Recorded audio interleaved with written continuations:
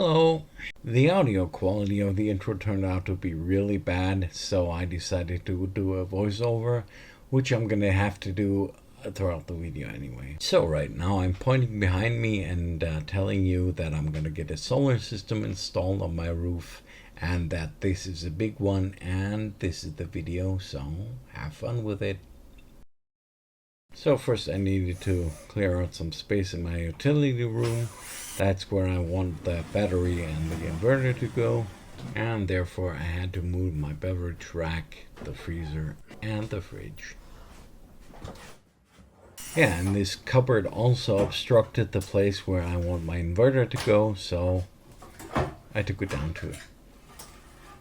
And that was also the last time you saw me doing the work. And this is my contractor mounting the bracket on the wall, which will later on hold the inverter. And since he's not really comfortable being filmed and being seen in the video, I of course respect that, and I promised him I'll only film him in a way he won't be recognized. And he was fine with that.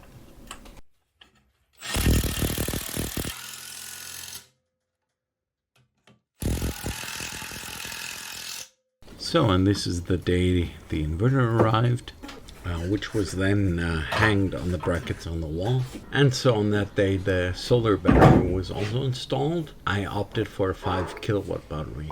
And then the inverter was connected to the battery. That's directed current being passed through directly from the panels on the roof. And this yellow network cable is the communication cable between the inverter and the battery.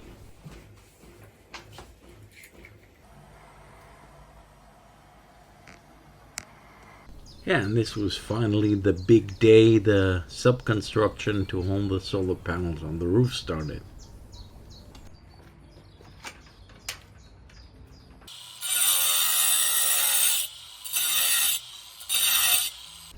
And so the cross beams that hold the solar panels, they are fixed with brackets onto the rafters, and every space the bracket goes underneath the roof tile, it has to be notched out.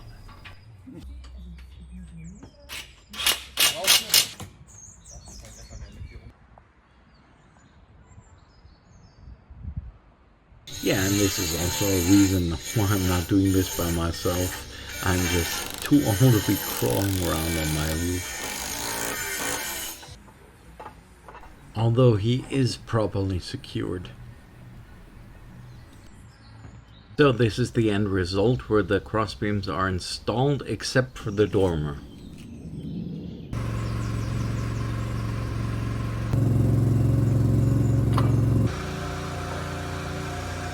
To install the crossbeams on the dormer, my contractor got a crane.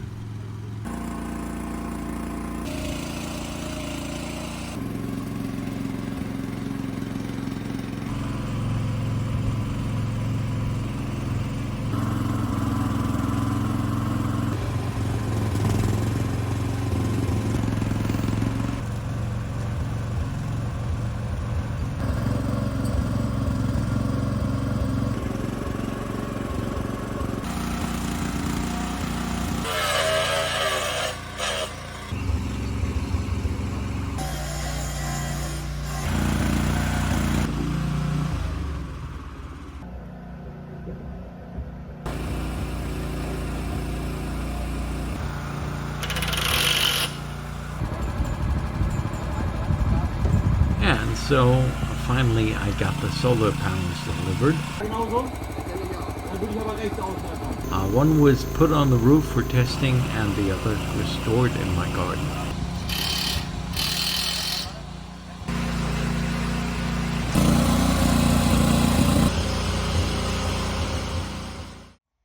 And to install the rest of the solar panels, my contractor got an even bigger crane.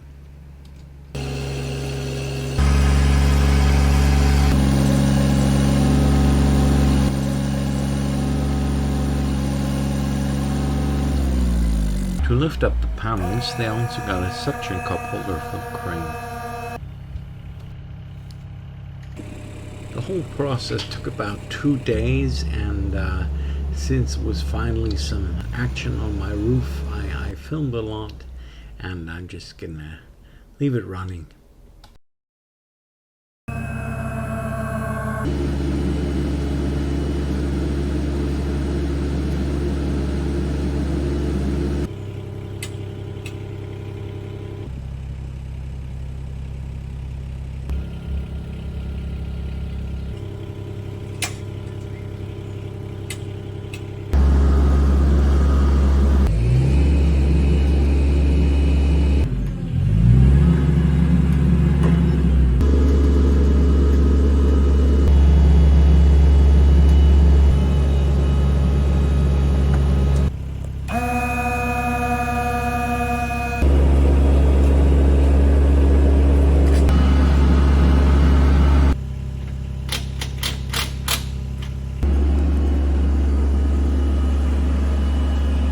On the left side of the house, you can see the satellite dish.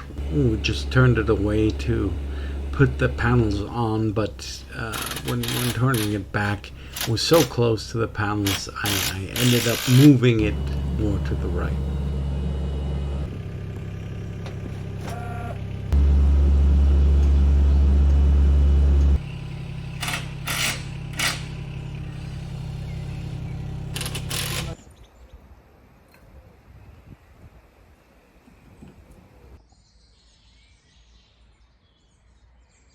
And then it was time to hook up the inverter and the smart meter to the power distribution box.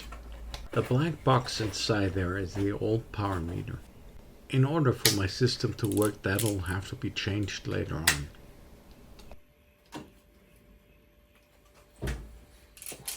And then it was time to run the cables from my utility room all the way up to the roof. Luckily, I have a crawl space directly over the utility room.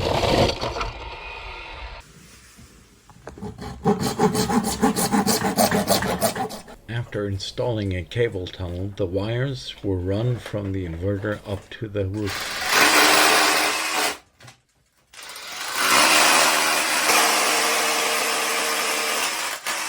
So, and in the attic, all the way on top of the roof where the gable is, we just slid through another empty conduit pipe to hold the cables.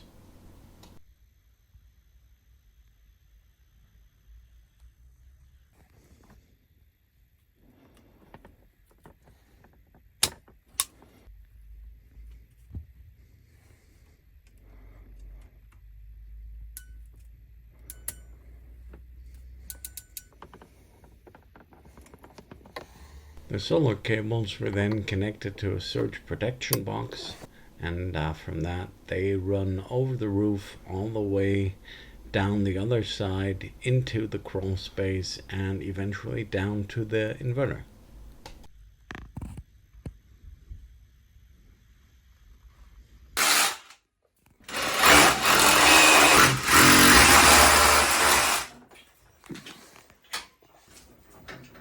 And this is just some close-up work, putting in some additional cable channels, the vertical ones and the ones below the inverter, and basically the system is done. So this is where the electrician from the electric company installed a new power meter in my distribution cabinet. The old one was analog and could only count one way. Okay, this is take, 7 at least. Beautiful weather, tons of people zooming past here, each one saying hello, talking to me, and so I better hurry up. Yeah, that was the video. I just now got around to cutting it. I gotta confess, I filmed this a year ago, so my solar system is still going on strong, and I was just thinking about how to end this video, and yeah, I'm gonna end it with giving you a few stats and performance data and some experience I had. So I better get inside now, so I won't be interrupted again. So I got 22 solar panels, 435 watt peak each, sums up to 9.5 kilowatt peak, and they're bifacial glass modules. Then I have a Sunny Tri-Power 8 hybrid inverter, which can handle up to 12 kilowatt peak. Then I also have the Sunny Home Manager 2.0, which is a smart meter. For a battery, I opted for a 5.1 kilowatt hour battery from BYD. And then I want to show you the app. That gives me an overview in the dashboard about my energy flow, the solar surplus, my self-sufficiency, my own consumption, my energy balance and prognosis for yesterday, today, and tomorrow, today's total production, today's total consumption. Also an overview of my savings based upon the power I produce myself as opposed to buying it, what I did for the climate, so how much CO2 I saved.